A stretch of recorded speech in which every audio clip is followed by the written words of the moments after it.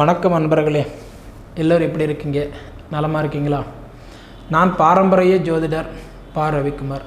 இப்போ நாம் பார்க்கக்கூடிய தலைப்பு பார்த்தீங்க அப்படின்னா, இன்றைக்கி நம்ம ராசிக்கு எப்படி இருப்போம். பொதுவாக பார்த்தீங்கன்னா காலச்சக்கரத்தின் 8வது ராசியான விருச்சக ராசியில் பிறந்தவங்க எப்படி இருப்பாங்க, அதை பற்றி தான் இந்த காணொலியில் பார்க்குறோம். பொதுவாக இந்த விருச்சக ராசியில் பிறந்தவங்க வாழ்க்கையில் சாதகமாக இருக்காங்களா இல்லை பாதகமாக வாழ்கிறாங்களா, எது அவங்களுக்கு நல்லது எது அவங்களுக்கு கெட்டது, அதை பற்றி தான் இந்த காணொலியில் பார்க்க போகிறோம். அப்படி பார்த்தீங்கன்னா விருச்சக ராசி அப்படின்னு எடுத்துட்டிங்கன்னா, விருச்சக ராசிக்கு அதிபதி யாருன்னா செவ்வாய் பகவான். அப்படி பார்த்தீங்கன்னா இந்த செவ்வாய் பகவான் மேச ராசிக்கும் இன்றைக்கி விருச்சக ராசிக்கும் அதிபதி யாருன்னா செவ்வாய் பகவான். அந்த செவ்வாய் பகவானுடைய ராசியில் வரக்கூடிய நட்சத்திரங்கள் முதல்ல என்னென்ன அப்படின்னு பார்த்தீங்கன்னா, விசாகம் நட்சத்திரம் 4ஆம் பாதத்தில் பிறந்தவங்களுக்கு அதிபதி குரு பகவான். அதே சமயத்தில் பார்த்தீங்க அப்படின்னா அந்த குரு பகவான் யாருன்னு பார்த்தீங்கன்னா, நவகிரகத்திலேயே ராஜா யார் அப்படின்னா குரு தான். அப்போ இந்த துலா ராசிக்கு குரு பகவான் நல்ல இடத்துல இருக்கிறாரா இல்லை கெட்ட இடத்துல இருக்கிறாரா அப்படின்னு பார்த்தீங்கன்னா, இன்றைக்கி பார்க்கும்போது குரு அதாவது 12 கட்டத்தில் ஒருத்தருக்கு குரு பகையாக இருக்கிறாரு அப்படின்னா, அது பார்க்கும்போது நமக்கு யாருக்கு அப்படின்னா இன்றைக்கி இந்தவுடைய விருச்சகத்துக்கு மட்டும்தான். அப்போ அந்த விருச்சகத்துக்கு குரு பகையாக இருக்கிறாரு. அதே சமயத்தில் குரு பகையாக இருக்கும்போது என்ன பண்ணுவார் அப்படின்னா, 100% பொதுவாக பார்த்திங்கன்னா அது மேச ராசியாக இருக்கட்டும் அல்லது இந்த விருச்சக ராசியாக இருக்கட்டும், இந்த 2 ராசிக்கு மட்டும்தான். ஏன்னா இந்த 2 ராசிக்கு அதிபதி செவ்வாய் மட்டும்தான். அப்போ இவருக்கு மட்டும்தான் குரு இன்றைக்கி பகையாக இருக்கிறார். மீதி இருக்கக்கூடிய அந்த 8 ராசிக்குமே பார்த்திங்கன்னா குரு நல்லவனாக தான் இருப்பார். ஆனால் அந்தவுடைய செவ்வாயோட அதிபதியில் பிறந்த மேச ராசி விருச்சிக ராசிக்கு குரு பகையாக இருக்கும்போது என்னதான் இருந்தாலும் நிறைய பேர் சொல்லுவாங்க, குரு உங்கள் ராசியில் உட்காரும்போது சூப்பராக இருக்கும் அப்படி இப்படின்லாம் சொல்லுவாங்க. இப்படி பார்த்திங்கன்னா குரு 100% உங்கள் வீட்டில் உக்காந்தாலோ அல்லது குரு உங்களை பார்வையாக பார்த்தாலோ உங்களுக்கு பாதகமாக தான் இருப்பாரை தவிர உங்களுக்கு சாதகமான வேலை செய்ய மாட்டாருங்க. சரிங்களா? அதன் பிறகு பார்த்தீங்கன்னா அனுச நட்சத்திரம் 4 பாதத்தில் பிறந்தவங்களுக்கு அதிபதி யாருன்னா சனி பகவான். பொதுவாக சனி யார்? தொழில் காரகன், தொழிலுக்கு அதிபதி. அந்த சனி பகவான் உங்கள் ராசிக்கு எப்படி இருக்கிறாரு அப்படி பார்த்தீங்கன்னா, இன்றைக்கி சனி பகவானும் உங்கள் ராசிக்கு அவர் பகையாக தான் இருக்கிறாரு. அப்படி பார்த்தீங்கன்னா சனி பகவான் தொழில்காரகனும் உங்களுக்கு பகையாக பார்க்கும்போது நீங்கள் என்ன தான் முயற்சி பட்டாலும் பறக்க பாடுபட்டாலும் பட்ட கடனுக்கு வட்டி கட்ட முடியாத ஒரு நிலைமை தான் உங்கள் நிலைமையே. அப்போ நவகிரகத்தில் ராஜாவும் உங்களுக்கு பகையாக இருக்கிறாரு. அப்போ உங்கள் ராசிக்கு தொழில்காரகனும் இன்றைக்கி பகையாக இருக்கிறாரு. அப்படி இருக்கும்போது என்னாகும், உங்கள் முயற்சினால் மட்டும்தான் நீங்கள் வாழ்க்கையில் சாதிக்க முடியுமா தவிர எனக்கு பூர்வீக சொத்து கை கொடுக்குமா, எனக்கு எங்கள் அப்பாவோட உழைப்பு கை கொடுக்குமா, பரம்பரை சொத்து எனக்கு கை கொடுக்குமா, மற்றவங்க எனக்கு கொடுத்து உதவி பண்ணுவாங்களா, இல்லை எனக்கு லாட்ரி சீட்டில் எனக்கு அந்த வாய்ப்பு இருக்குதா, இல்லை ஏதாவது எனக்கு ஆன்லைனில் அதிர்ஷ்டம் இருக்குதா, அப்படிலாம் பார்த்தீங்கன்னா 100% எதை தொட்டு போனாலும் நஷ்டம்தான். மண்ணை தொட்டால் நஷ்டம், மனையை தொட்டால் நஷ்டம், பொண்ணு தொட்டால் நஷ்டம், பொருளை தொட்டால் நஷ்டம். அப்படி பார்த்தீங்கன்னா இன்றைக்கி வரைக்குமே நீங்கள் ஓரளவுக்கு நல்லா இருக்கிறீங்க, இந்த அளவுக்காவது நான் வாழ்ந்துருக்கிறேங்க அப்படின்னா அதுக்கு ஒரே ஒரு காரணம் உங்களுடைய திறமை மட்டும்தான் காரணம்னு நான் சொல்லுவேன். அப்படி இருக்கும்போது அதாவது கேட்டை நட்சத்திரம் 4 பாதத்தில் பிறந்தவங்களுக்கு அதிபதி புதன் பகவான். பொதுவாக கேட்டையில் பிறந்தால் கோட்டையால் வாழ்ன்றது ஐதீகம், கேள்விப்பட்டிருப்பீங்க. அப்போ கேட்டை நட்சத்திரக்காரெல்லாம் பார்த்தீங்கன்னா சூப்பராக இருப்பாங்க. ஏன்னா அவங்களுடைய பேச்சு தனித்துவமாக இருக்கும், அவங்களோட மைண்டே வேறு மாதிரி இருக்கும். அந்த மாதிரி பார்த்தீங்கன்னா காரணம் என்னென்னா, அந்த கேட்டை நட்சத்திரத்துக்கு மட்டுமே கிடையாது, அந்த கேட்டை நட்சத்திரத்துக்கு அதிபதி புதன் பகவானும் பார்த்தீங்க அப்படின்னா மூலக்காரகன், அறிவுக்காரகன் நம்ம சொல்லலாம். ஆயக்கலைகள் 64 கலை கற்றவர் ஒருவர் யாருன்னா புதன் பகவான். அந்த கேட்டை நட்சத்திரத்துக்கு அதிபதி அந்த புதன் பகவான் தான். அப்படி பார்த்தீங்கன்னா அவருடைய நட்சத்திரத்தில் பிறந்தவங்களை அவர் எப்படி வச்சுருப்பார், சூப்பராக வச்சு பார்த்துக்குவார். அப்போ இந்த 3 நட்சத்திரங்களும் பார்த்தீங்க அப்படின்னா இன்றைக்கி உங்களோட ராசிக்கு எப்படி இருக்கிறாரு, அந்த புதன் மட்டும்தான் உங்களுக்கு பார்த்தீங்கன்னா நட்பு கிரகமாக இருக்கிறாரு. அப்போ குரு பகையாக இருக்கிறாரு, சனி பகையாக இருக்கிறாரு, அடுத்து புதன் உங்களுக்கு நட்பு கிரகமாக இருக்கிறாரு. அப்படி இருக்கக்கூடிய காலகட்டத்தில் ஒரு வீட்டில் பார்த்தீங்க அப்படின்னா அந்த புதன் பகவான் அப்படின்னு எடுத்துட்டிங்கன்னா 1.5 மாத காலம் கண்டிப்பாக ஒரு வீட்டில் சஞ்சாரம் பண்ணுவார். ஒரு வீட்டில் புதன் உட்காந்துட்டார், அதாவது செவ்வாய் உட்காந்துட்டார் அப்படின்னா அந்த செவ்வாய் ஒரு வீட்டில் 1.5 மாதம் இருப்பார். அப்போ இந்த வீட்டிலிருந்து அடுத்த வீட்டுக்கு மாறுறதுக்கு 1.5 மாதம் டைம் எடுத்துக்குவார். அப்படியாப்பட்டவர் தான் உங்கள் ராசிக்கு அதிபதி செவ்வாய் பகவான். அப்படி இருக்கக்கூடிய காலகட்டத்தில் வந்து பார்த்தீங்க அப்படின்னா இன்றைக்கி மேச ராசி விருச்சிக ராசிக்கு அதிபதி செவ்வாய் பகவானுடைய ராசியில் நீங்கள் பிறந்தவங்களுக்கு எது எது பண்ணலாம், அதாவது எது எது உங்களுக்கு உகந்தது அப்படின்னு நீங்கள் வந்து பார்த்தீங்க அப்படின்னா முதல்ல வந்து பார்க்கும்போது உங்களுக்கு வந்து இந்த வாசக்கால் எந்த பக்கம் வாசப்படி பார்த்து உட்கார்றது நல்லது. ஏன்னா நிறைய பேருக்கெல்லாம் பார்த்தீங்கன்னா பொதுவாக ஏதோ ஒரு வீட்டில் உட்காந்துருவாங்க, இடம் கிடைக்கிற மாதிரி வீடு கட்டி உக்காந்துருவாங்க. இல்லை வீடு நல்லா அழகாக இருந்தது லட்சணமாக இருந்ததுன்னா அந்த வீட்டில் போய் வாடகை எடுத்து உக்காந்துருவாங்க. ஆனால் இந்த உடைய விருச்சிக ராசியில் பிறந்தவங்களுக்கு வந்து பார்த்தீங்க அப்படின்னா தெற்கு பார்த்து உக்காடுற வீட்டில் உட்காரும்போது அது ஆபீஸாக இருக்கட்டும், வீடாக இருக்கட்டும், கடையாக இருக்கட்டும், தெற்கு பார்த்த வாசல் விருச்சிக ராசிக்காரங்களுக்கு சூப்பராக இருக்கும். அதே மாதிரி பார்த்தீங்கன்னா நிறைய பேருக்கு இந்த ராசிக்கல் போடணுன்றது நிறைய ஆசையெல்லாம் இருக்கும். அப்படி பார்த்தீங்கன்னா இன்றைக்கி வந்து விருச்சிக ராசியில் பிறந்தவங்களுக்கு வந்து பார்த்தீங்கன்னா ராசிக்கல் என்னென்னா பவளக்கல் போடுறது நல்லது. அதே மாதிரி பார்த்தீங்க அப்படின்னா இன்றைக்கி அதாவது வந்து இந்த செவ்வாய் அது ஆண் கிரகமா இல்லை பெண் கிரகமா அப்படி பார்த்தா இந்த செவ்வாய் ஆண் கிரகமும் கிடையாது. அதான் சாரின்றது வந்து பார்த்தீங்கன்னா இன்றைக்கி செவ்வாய் வந்து ஆண் கிரகம், அது பெண் கிரகம் கிடையாது, அலிக்கிரகம் கிடையாது, செவ்வாய் வந்து ஆண் கிரகம். அதே மாதிரி பார்த்தீங்க அப்படின்னா இன்றைக்கி வந்து இந்த செவ்வாய் வந்து சிகப்பு நிறம் கொண்டவர், அதனால் வந்து சிகப்பு ஆடை போடுறது ரொம்ப நல்லதுங்க.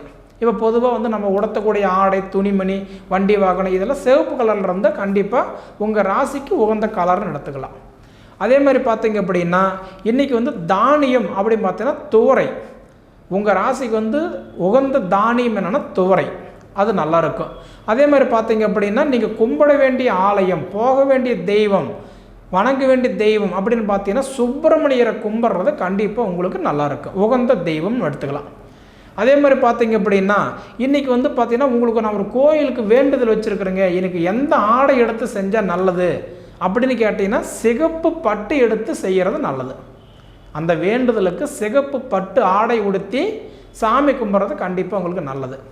அதே மாதிரி பார்த்தீங்க அப்படின்னா நீங்கள் போக வேண்டிய ஒரு ஆலயம் அப்படின்னு எடுத்துக்கிட்டிங்க அப்படின்னா வைத்தீஸ்வரன் கோயில் போயிட்டு வந்தால் கண்டிப்பாக உங்களுக்கு நல்லாயிருக்கும். சரிங்களா? அப்படி இருக்கக்கூடிய காலகட்டத்தில் உங்களுக்கு ராசி எண் என்ன அப்படின்னு பார்த்தீங்கன்னா உங்களுக்கு உகந்த ராசி எண் வந்து 4. அப்போ உங்களுக்கு ராசி எண் 4 வந்து உங்களுக்கு கண்டிப்பாக அது காரோ வண்டியோ இருந்தால் அந்த கூட்டு எண் வரும்போது கண்டிப்பாக நல்லாயிருக்கும். இதுலேயும் பார்த்தீங்கன்னா ஒரு சிலருக்கு வந்து நம்மளுடைய பிறந்த டேட் ஆஃப் பர்த் இருக்குது பார்த்தீங்களா, விதி எண்ணுன்னு சொல்லுவாங்க. அப்படி பார்த்தா அதுவும் உங்களுக்கு கண்டிப்பாக பொருந்தும். ஒரு உதாரணத்துக்கு வந்து பார்த்தீங்கன்னா இன்றைக்கி ஒரு 12ஆம் தேதி பிறந்திருக்கிறீங்கன்னா அது கூட்டும் போது என்ன ஆகுது 3 வருது இல்லைங்களா, அப்போ உங்களுக்கு 3ஆம் நம்பர் உங்களுக்கு ராசிக்கு நல்லா இருக்குன்னு எடுத்துக்கலாம். பொதுவாக வந்து உங்களோட ராசி எண் நீங்கள் பிறந்த டேட் ஆஃப் பர்த் கூட்டி வர எண்ணும் உங்களுக்கு ராசி எண் நல்லாயிருக்கும். அடுத்தது வந்து உங்களுடைய அதாவது விருச்சிக ராசியில் பிறந்தவங்களுக்கு வந்து அதிர்ஷ்ட எண்ணுன்றது 4ஆம் நம்பர். அப்படி இருக்கக்கூடிய காலகட்டம் இன்றைக்கி வந்து பார்த்திங்கன்னா இந்த 7ஆம் பாவகத்துக்கும் 12ஆம் பாவகத்துக்கும் அதிபதி யாருன்னா சுக்கிர பகவான். இப்போ அந்த சுக்கிர பகவான் வந்து உங்களுக்கு வந்து உங்கள் வீட்டுக்கு அவர் நட்பு கிரகமாகவே இருக்கிறார். அப்போ சுக்கிரன் வந்து கோச்சாரத்தில் யார் மனைவின்னு நம்ம சொல்கிறோம். அப்போ எப்படி பார்த்தாலும் விருச்சிக ராசியில் பிறந்தவங்களுக்கு வந்து பார்த்திங்கன்னா சுக்கிர பகவான் மனைவி கண்டிப்பாக ஒரு சப்போர்ட்டாகவே இருப்பாங்க எப்பவுமே. அதே மாதிரி வந்து பார்த்திங்கன்னா 7ஆம் பாவகத்துக்கும் 11ஆம் பாவகத்துக்கும் அதிபதினு சொல்லக்கூடியவர் யாருன்னா புதன். பொதுவாக புதன் பகவான் வந்து பார்த்திங்கன்னா உங்களுக்கு அவர் ஒரு நட்பு கிரகமாக இருக்கிறதுனால ஏதாவது ஒரு வகையில் தொழில் ரீதியாக நல்ல ஒரு வாய்ப்பு உங்களுக்கு கொடுப்பார், தொழில் மாற்றங்கள் கொடுப்பார். அதாவது இது செய்ப்பா, இது செஞ்சால் நல்லாயிருக்கும், இப்படி போ, இந்த மாதிரி வா அப்படின்ற மாதிரி உங்கள் மூலம் உங்களுக்கே வேலை செய்யும். மற்றவங்களுக்கு நீங்கள் சொல்கிறது கண்டிப்பாக டக்குன்னு கேட்கும், ஆனால் உங்களுக்கு அப்போ எது செய்தாலும் ஒரு குழப்பமாகவே இருக்கும். அப்போ என்ன காரணம், உங்களுக்கு திசை புத்தி சரியில்லாத இருக்கலாம், கோச்சாரத்தில் கிரகங்கள் இருக்கலாம். ஏன்னா ஒரு கிரகத்தை இப்போ உதாரணத்துக்கு குருவுடைய பார்வைன்னு எடுத்துட்டிங்கன்னா 5, 7, 9ன்னு சொல்கிறோம். அப்போ அந்த 3 வீட்டுக்கு குரு நல்லது பண்ணுவார். ராகு கேதுடைய பார்வை பார்த்தீங்கன்னா 3, 7, 11ன்னு சொல்கிறோம். அப்போ அந்த 3 வீட்டுக்கு ராகு கேது நல்லது பண்ணுவார். சனியுடைய பார்வை எடுத்துக்கிட்டிங்க அப்படின்னா இன்றைக்கி 3, 7, 10ன்னு சொல்லலாம். அப்போ அந்த 3 வீட்டுக்கு அவரும் நல்லது பண்ணுவார். இப்போ செவ்வாயுடைய பார்வை, இப்போ உங்கள் வீட்டுக்கு அதிபதி உண்டான செவ்வாயுடைய பார்வைன்னு எடுத்துட்டிங்க அப்படின்னா 4, 7, 8ன்னு நம்ம எடுத்துக்கலாம். அப்போ இந்த 3 வீட்டுக்கு உங்கள் அதிபதி செவ்வாய் நல்லது பண்ணுவார் எடுத்துக்கலாம். அப்போ பொதுவான பார்வைன்றது 7. இப்படி இருக்கக்கூடிய காலகட்டத்தில் நம்மளுடைய சுய ஜாதகத்தில் அந்த கிரகங்களை அந்த இடத்துல வந்து உட்காரும் போதோ இல்லை அத்தனாம் இடத்த அதை பார்க்கும் போதோ இல்லை அந்த நட்சத்திரத்துக்கு அதிபதி அவர் இருக்கும்போதோ இது நல்லது நடக்கும். இப்போ பொது பலன்றது 1 கோடி பேர் இருக்காங்க அப்படின்னா 1 கோடி பேருக்கும் ஒரே வயசு இருக்காது, ஒரே திசை, ஒரே புத்தி, ஒரே அந்தரம் நடக்காது இல்லைங்களா? அப்போ உங்கள் சுய ஜாதகம் எப்படி இருக்குது அப்படின்றத ஒரு தடவை பார்த்துக்கிடுங்க, சரிங்களா? அதே மாதிரி இந்த விருச்சிக ராசியில் பிறந்தவங்களுக்கெல்லாம் பார்த்திங்கன்னா நிறைய பேருக்கு திருமண தடை இருக்கும். ஏன்னா எப்படி பார்த்தாலும் உங்கள் ராசிக்கு வந்து பார்க்கும்போது மேச ராசிக்கு விருச்சிக ராசிக்கு அதிபதி செவ்வாய். அப்படி இருக்கும்போது இந்த செவ்வாயில் வந்து பார்க்கும்போது விருச்சிக ராசி வந்து திறம ராசின்னு நம்ம சொல்கிறோம். திறம் ராசி அப்படின்னா ஒரு திறமையான ராசி, நினச்சது முடிக்கிற வரைக்கும் ஓயாத உட்காரக்கூடிய ராசி.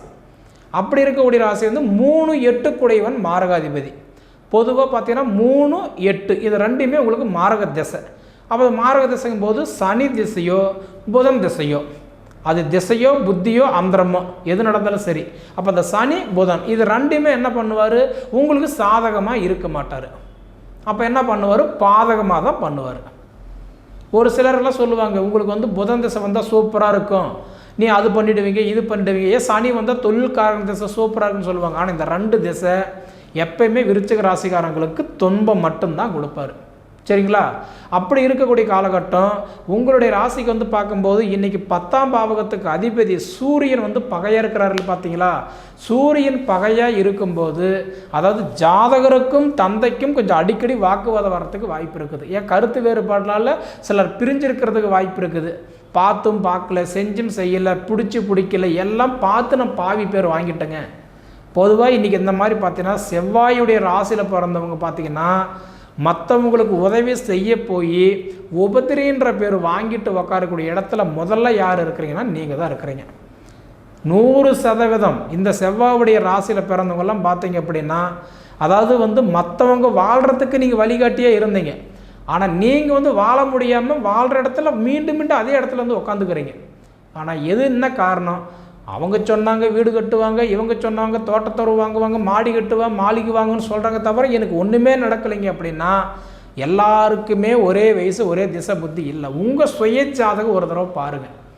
முதல் நமக்கு வீடு கட்டக்கூடிய யோகம் இருக்குதா, கடனை கட்டி வெளியில் வரத்துக்கு வாய்ப்பு இருக்குதா, மண் அமைக்கிறதுக்கு வாய்ப்பு இருக்குதா, தொழிலுக்கு உண்டான வேலை கிடைக்கிறதுக்கு வாய்ப்பு இருக்குதா, வெளிநாடு வெளி மாநிலம் போகிறதுக்கு உண்டான பாக்கியம் இருக்குதா, இல்லை நான் கற்றுக்கிட்ட கலைக்கு எனக்கு ஏதாவது ஒரு விமோச்சனை கிடைக்குமா, எல்லாமே உங்கள் சுய ஜாதகத்தினால் மட்டும்தான் தெரிஞ்சுக்க முடியுங்க, சரிங்களா?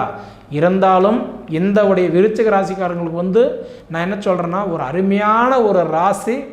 ஆனால் ஒரு அருமையான ஒரு ராசியாக இருந்தாலும் இன்றைக்கி வந்து குரு வந்து பகையாக இருக்குது. ஏன்னா 12 ராசிக்குமே பார்த்தீங்கன்னா குரு வந்து உங்களுக்கு மட்டும்தான் பகையாக இருக்கிறாரு.